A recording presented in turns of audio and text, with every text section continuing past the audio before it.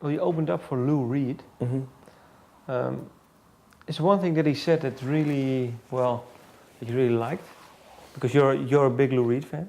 One thing that he said, like in the press or something like that. No, maybe no, because you opened up for him. Yeah. Did you speak to him?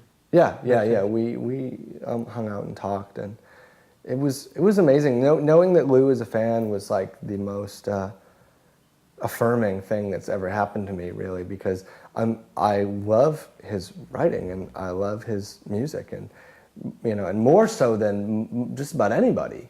I've always really aspired to be able to do the kinds of things that he was doing for so long, and continues to do. So, it was really amazing. It really made me feel reassured. And he said lots of nice, very encouraging things. It's the one thing that he said that he thought I had a great voice for rock and roll, and that he really likes the writing, and that was a really pretty awesome thing, especially when you have people ragging on your voice so much, because I've had lots of people saying that, essentially that I suck as a singer. And when I first started out, I just didn't. I knew that nobody else was going to sing these songs because nobody knew who I was, so nobody gave a shit. So I was like, well, I have to sing these songs myself, and I don't have a classically great voice. I have a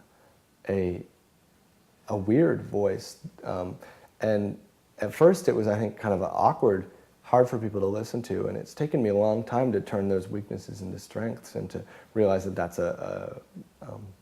something that I have that I can use. It's a tool that I can use. And when did you find out? And because there was also a question that sometimes you were disappointed with your voice on previous albums.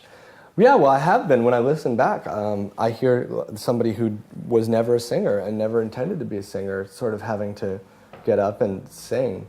And it fills me with the same feeling of, like an impromptu speech when you're like a shy person, it just doesn't sound like I'm happy. But when did you feel more at ease then? Is there one?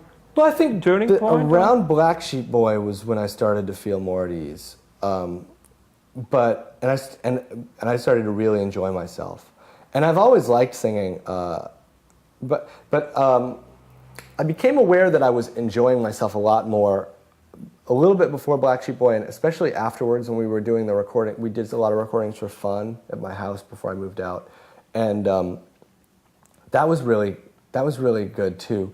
But when I was making the stage names, I lost my voice in the middle of it, and I went to the doctor, and he said that I couldn't talk for 3 weeks. So I was just sitting in my apartment, staring at the wall and being really frustrated, and it really did a number on my confidence.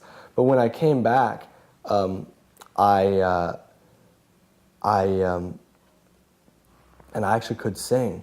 I found that I was so happy, I was kind of rejoicing in my voice, and so I think that you hear a lot of enthusiasm and a lot of joy in the way that I was singing as a result, because I was like, holy shit, I can sing again, I can talk again, like it's gonna be okay, I'm gonna make it. And so I'm sort of like, cavorting around vocally.